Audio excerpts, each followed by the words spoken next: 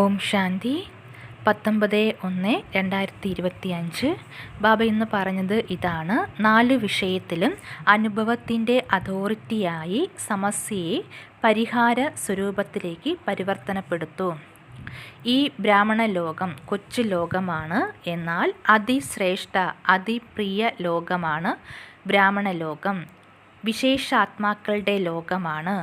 ഓരോരോ ബ്രാഹ്മണരും കോടിയിലും ചിലരിലും ചില ആത്മാവാണ്.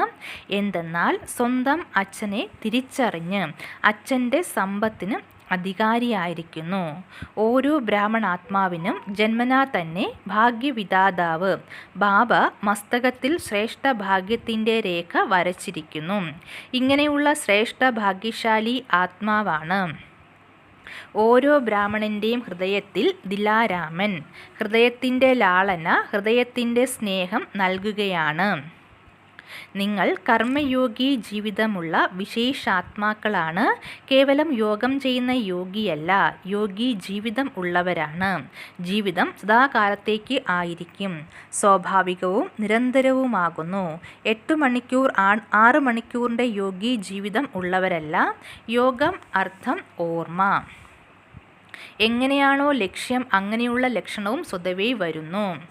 ബാപ്ദാദ ഓരോ കുട്ടികളെയും ശ്രേഷ്ഠ സമാനധാരി സ്വരാജ്യാധികാരിയായി കാണുന്നു.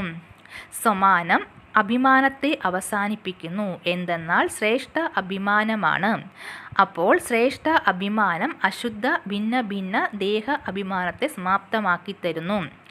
സമാനത്തിൻ്റെ സ്മൃതിയുടെ സ്വിച്ച് ഓൺ ചെയ്യൂ എങ്കിൽ ഭിന്ന ഭിന്ന ദേഹ അഭിമാനം സമാപ്തമാക്കുന്നതിൻ്റെ പരിശ്രമം ചെയ്യേണ്ടി വരുന്നില്ല. ഞാൻ ബാപ്ദാദയുടെ ഹൃദയ സിംഹാസനധാരിയാണ്. വർണ്ണിച്ചുകൊണ്ടുമിരിക്കുന്നു, ആലോചിച്ചുകൊണ്ടുമിരിക്കുന്നു, എന്നാൽ അനുഭവത്തിൻ്റെ സീറ്റിൽ സെറ്റാകുന്നില്ല. ഓരോ കേട്ട കാര്യങ്ങളും എന്താണോ ഭഗവാൻ ആയ അച്ഛനിൽ നിന്നും കേട്ടത് അതിൻ്റെ അനുഭവി മൂർത്തിയാകൂ. അനുഭവം ചെയ്ത കാര്യം 1000 പേർ ഇല്ലാതാക്കാൻ നോക്കിയാലും ഇല്ലാതാക്കാൻ ആവില്ല. മായയ്ക്കും അനുഭവത്തെ ഇല്ലാതാക്കാൻ ആവില്ല. ജ്ഞാനം കേൾപ്പിക്കുന്നത് സഹജമാണ്, എന്നാൽ ജ്ഞാനസ്വരൂപം ആകണം എങ്കിൽ സ്വതവേ തന്നെ ഓരോ കർമ്മവും നോളജ്ഫുള്ളതായും നോളജിൻ്റെ ലൈറ്റും മൈറ്റും ഉള്ളതാകും. സേവാധാരിയുടെ അർത്ഥം തന്നെയാണ് നിരന്തരം സ്വതവേ തന്നെ സേവാധാരി. മനസാ വാച കർമ്മണ സംബന്ധ സമ്പർക്കം. ഓരോ കർമ്മത്തിലും സേവനം സ്വാഭാവികമായി സംഭവിച്ചുകൊണ്ടിരിക്കുന്നു. ഇതിനെയാണ് പറയുന്നത് 4 വിഷയത്തിലും അനുഭവി സ്വരൂപം. ഇപ്പോൾ സമയത്തിൻ്റെ സമീപത, ബാബ് സമാനമാകുന്നതിൻ്റെ സമീപത, പരിഹാര സ്വരൂപം ആകുന്നതിൻ്റെ അനുഭവം ചെയ്യിക്കട്ടെ.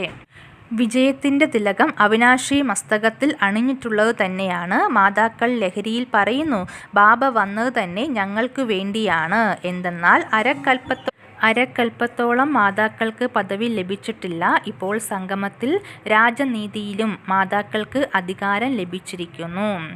അപ്പോൾ ലോകത്തിലെ ഓരോ വിഭാഗത്തിലും താങ്കൾ മാതാക്കൾക്ക് അധികാരം ലഭിക്കുന്നു. മാതാക്കൾ ഇല്ലാത്ത ഒരു വിഭാഗവും ഉണ്ടാവില്ല.